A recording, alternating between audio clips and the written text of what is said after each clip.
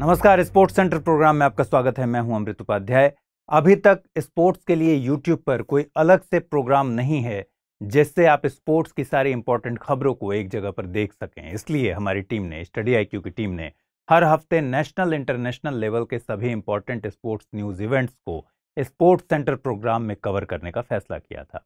हमें उम्मीद है कि इस प्रोग्राम से आपको सभी तरह के एग्जाम्स की तैयारी में मदद मिलेगी। आइए हालिया इवेंट्स पर नजर डालते हैं। श्रीलंका ने एशिया कप के रोमांचक फाइनल मुकाबले में पाकिस्तान को 23 रन से हरा दिया है। फाइनल मुकाबला दुबई इंटरनेशनल क्रिकेट स्टेडियम में आयोजित हुआ था। टॉस जीतकर पाकिस्तान की टीम ने पहले गेंदबाजी करने का फैसला किया था। श्रीलंका की टीम ने शुरुआती झटकों के बावजूद 170 रन बनाए। 171 रनों के टारगेट का पीछा करते हुए पाकिस्तान की टीम 20 ओवर में 147 रन पर सिमट गई। इस मैच में श्रीलंका के लिए भानुका राजपक्षे ने सबसे ज्यादा 45 गेंदों में नाबाद 71 रन बनाए थे। पाकिस्तान के लिए हारिस रऊफ 3 विकेट लेकर सबसे ज्यादा सफल गेंदबाज रहे। श्रीलंका के कप्तान दासुन शनाका और पाकिस्तान के कप्तान थे बाबर आजम। एशिया कप के फाइनल मुकाबले में मैन ऑफ द मैच का अवार्ड भानुका राजपक्षे को मिला। इन्होंने 45 गेंद में 71 रनों की शानदार नाबाद पारी खेली। वहीं मैन ऑफ द सीरीज का खिताब श्रीलंका के ही वनिंदु हसरंगा को मिला था। आपको बता दें कि एशिया कप 2022 का आयोजन यूएई में किया गया, लेकिन इसकी होस्टिंग श्रीलंकाई क्रिकेट बोर्ड ने ही की थी। पहले श्रीलंका में ही इसका आयोजन होना था, लेकिन श्रीलंका के राजनीतिक और आर्थिक हालात इतने खराब थे कि इसे यूएई में शिफ्ट कर दिया गया। पहली बार एशिया कप की शुरुआत हुई थी 1984 में। टूर्नामेंट खेला गया था यूएई में। भारत इस टूर्नामेंट का पहला चैंपियन था। अब तक कुल 14 बार इस कप का आयोजन हो चुका है। इसमें सबसे ज्यादा 7 बार भारत विजेता रहा है। श्रीलंकाई टीम ने 6ठी बार इस बार एशिया कप का खिताब जीता। इससे पहले वो 5 बार जीत चुकी है। 1986, 1997, 2004, 2008 और 2014 में भी वो चैंपियन बनी थी। हाल ही में यूएस ओपन का 142वां संस्करण खत्म हुआ। यह ग्रैंड स्लैम सीजन का चौथा और अंतिम चरण था। चलिए जल्दी से नजर डालते हैं यूएस ओपन के विजेताओं पर। मेंस सिंगल में स्पेन के कार्लोस अल्काराज ने यूएस ओपन 2022 का खिताब अपने नाम किया। फाइनल मुकाबले में कार्लोस अल्काराज ने कैस्पर रूड को 4 सेटों के रोमांचक मुकाबले में हराकर अपना पहला ग्रैंड स्लैम जीता। गौरतलब है कि अल्काराज सबसे कम उम्र के ग्रैंड स्लैम विजेता हैं। साथ ही खिताब जीतने के साथ ही वो दुनिया के सबसे कम उम्र के नंबर 1 खिलाड़ी बन गए। खास बात यह कि अल्काराज साल 1971 के बाद एटीपी रैंकिंग में नंबर 1 रैंक हासिल करने वाले सबसे कम उम्र के प्लेयर हैं। विमेन्स सिंगल्स की बात करें तो पोलैंड की इगा स्वियातेक ने बड़ी उपलब्धि हासिल की। इन्होंने यूएस ओपन में विमेन्स सिंगल्स का खिताब अपने नाम किया। यह उनके करियर का तीसरा टेनिस ग्रैंड स्लैम खिताब रहा है। इससे पहले उन्होंने 2 बार फ्रेंच ओपन 2020 में और 2022 में जीता है। इगा स्वियातेक ने फाइनल मुकाबले में ट्यूनिशियाई टेनिस स्टार ओंस जबूर को हराया। अब आते हैं मेंस डबल कैटेगरी में। यूएस ओपन टेनिस चैंपियनशिप में मेंस डबल के फाइनल में राजीव राम और जो सैलिसबरी ने नीदरलैंड के वेस्ले कूलहोफ और ब्रिटेन के नील स्कोफ्स्की को हराकर ट्रॉफी अपने नाम की। पिछले बार के विजेता भी राजीव राम और जो सैलिसबरी थे। यह दूसरा मौका है जब कोई पुरुष जोड़ी अमेरिकी ओपन में अपना खिताब बरकरार रखने में कामयाब रही हो। विमेंस डबल कैटेगरी में चेकोस्लोवाकिया की क्रेत्सिकोवा और सिनियाकोवा ने अमेरिका की कैटी मैकनेली और टेलर टाउनसेंड की जोड़ी के खिलाफ शानदार प्रदर्शन करते हुए जीत दर्ज की। इस जीत के साथ इस चेक जोड़ी ने करियर गोल्डन स्लैम हासिल कर लिया है। आपको बता दें कि इस टीम ने टोक्यो ओलंपिक में स्वर्ण पदक भी जीता था। वहीं बात करें यूएस ओपन मिक्स्ड डबल्स की, तो US open mixed double category में एस सैंडर्स और जे पीरस ने यूएस ओपन कप अपने नाम किया। भाला फेंक खिलाड़ी नीरज चोपड़ा ने एक और ऐतिहासिक उपलब्धि हासिल की है। Neeraj Chopra diamond league final का खिताब जीतने वाले पहले भारतीय बन गए हैं। नीरज चोपड़ा ने 88.44 मीटर के थ्रो के साथ लीग में सबसे ऊपर शीर्ष स्थान हासिल किया। चेक गणराज्य के Olympic silver medalist Jakub Vadlejch 86.94 metre के थ्रो के साथ दूसरे स्थान पर रहे।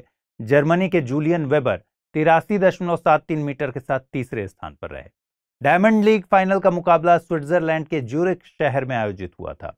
आपको बता दें कि डायमंड लीग ट्रैक और फील्ड एथलेटिक प्रतियोगिताओं की एक वार्षिक श्रृंखला है। डायमंड लीग की स्थापना हुई थी 2010 में। डायमंड लीग का प्रायोजक वांडा ग्रुप है। 2022 के यूक्रेन पर रूसी आक्रमण के बाद डायमंड लीग ने रूसी और बेलारूसी एथलीट्स को अपने सभी ट्रैक और फील्ड मीटिंग से बाहर कर दिया था। हाल ही में भारतीय ओलंपिक संघ ने 36वें राष्ट्रीय खेलों में देश के शीर्ष एथलीट्स की भागीदारी सुनिश्चित करने को कहा है। भारतीय ओलंपिक संघ ने अपनी राज्य इकाइयों और राष्ट्रीय खेल महासंघों के जरिए ऐसा कहा है। 36वें राष्ट्रीय खेल 29 सितंबर से 12 अक्टूबर तक गुजरात में होने हैं, जबकि ट्रैक साइकिलिंग कार्यक्रम नई दिल्ली में आयोजित किया जाएगा। इस बार मलखंब और योगासन जैसे देशी खेलों को भी राष्ट्रीय खेलों के कार्यक्रम में शामिल किया गया है। 36वें राष्ट्रीय खेल 7 साल के अंतराल के बाद आयोजित होने जा रहे हैं। 2015 में राष्ट्रीय खेल केरल में आयोजित किए गए थे। इस बार राष्ट्रीय खेल 7 साल के बाद होने वाले हैं, इसलिए एग्जाम के नजरिए से ये बहुत इंपॉर्टेंट रहने वाला है। हम राष्ट्रीय खेलों के हर पहलू या एस्पेक्ट को आपके लिए कवर करेंगे। आपको बता दें कि राष्ट्रीय खेलों की शुरुआत ओलंपिक आंदोलन के दौरान हुई थी। हुआ ये कि भारतीय टीम ने सबसे पहले 1920 के एंटवर्प ओलंपिक खेल के लिए अपनी टीम भेजी थी।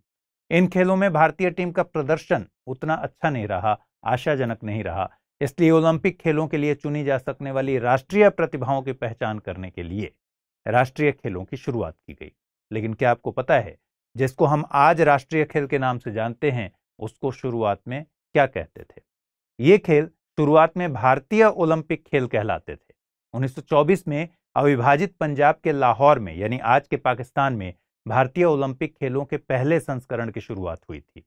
पहले सभी 3 संस्करण लाहौर शहर में ही आयोजित किए गए थे।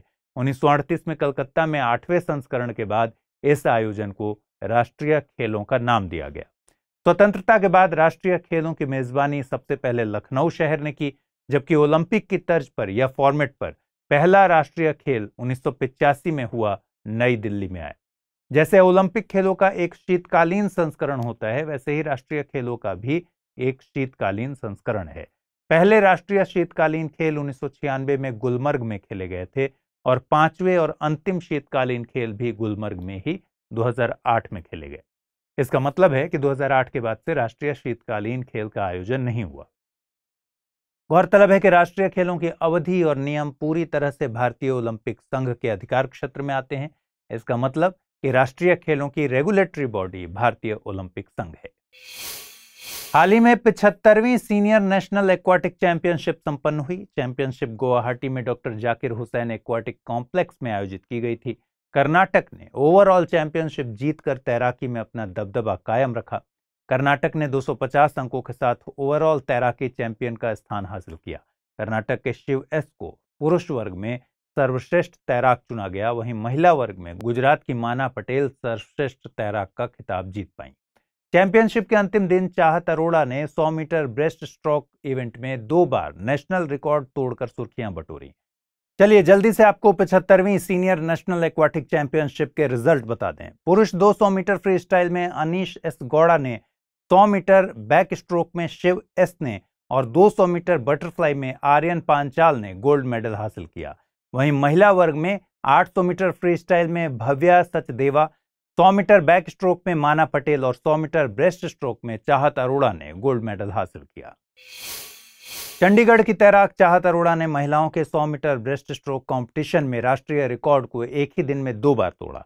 यह कारनामा इन्होंने गुवाहाटी में 75वीं सीनियर राष्ट्रीय तैराकी चैंपियनशिप में किया। सबसे पहले चाहत अरोड़ा ने 100 मीटर ब्रेस्ट स्ट्रोक के हीट इवेंट में 1 मिनट 14.38 सेकंड का समय निकालकर राष्ट्रीय रिकॉर्ड तोड़ा। फिर चाहत अरोड़ा ने दूसरी बार में फाइनल इवेंट में 1 मिनट 13.61 सेकंड निकालकर अपने ही रिकॉर्ड को तोड़कर नया राष्ट्रीय रिकॉर्ड बनाया और स्वर्ण पदक जीता।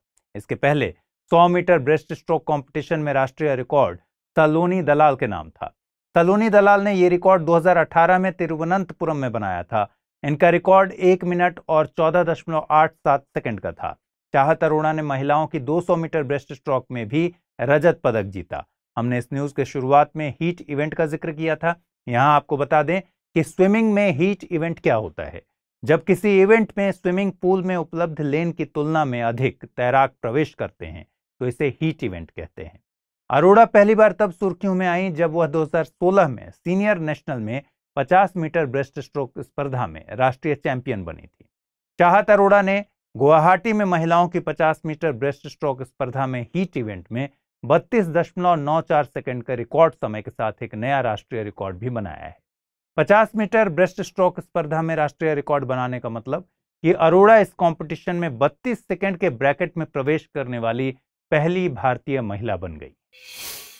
सुरेश रैना ने ट्विटर के जरिए क्रिकेट के सभी प्रारूपों से संन्यास की घोषणा की। रैना ने इससे पहले 15 अगस्त 2020 को अंतर्राष्ट्रीय क्रिकेट से संन्यास की घोषणा की थी। रैना धोनी के नेतृत्व में 2011 विश्व कप विजेता टीम के हिस्सा थे। रैना ने 13 साल के अंतर्राष्ट्रीय करियर में 18 टेस्ट, 226 एक दिवसीय और 78 T20 अंतर्राष्ट्रीय मैचों में भारत का प्रतिनिधित्व किया। उन्हें कुछ समय के लिए टीम की कप्तानी करने का सम्मान भी मिला। रैना ने भारत के लिए 226 वनडे मैचों में 5,615 और 78 T20 इंटरनेशनल मैचों में 1,605 रन बनाए थे। टेस्ट में पदार्पण पर शतक बनाने वाले, खेल के तीनों प्रारूपों में शतक लगाने वाले पहले भारतीय रैना हैं। 12 साल तक चेन्नई सुपर किंग्स की रीढ़ रहे रैना आईपीएल इतिहास में 205 मैचों में 5,528 रन के साथ चौथे सबसे ज्यादा रन बनाने वाले खिलाड़ी।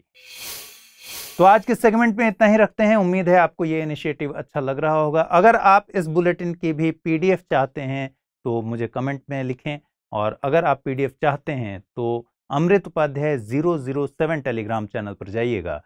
अगर आपने कमेंट में इसकी डिमांड की तो मैं जरूर वहां आपको पीडीएफ प्रोवाइड करूंगा। फिलहाल इतना ही। अगले बुलेटिन में फिर मुलाकात होगी। नमस्कार, ख्याल रखिए, ठीक से पढ़ाई कीजिए।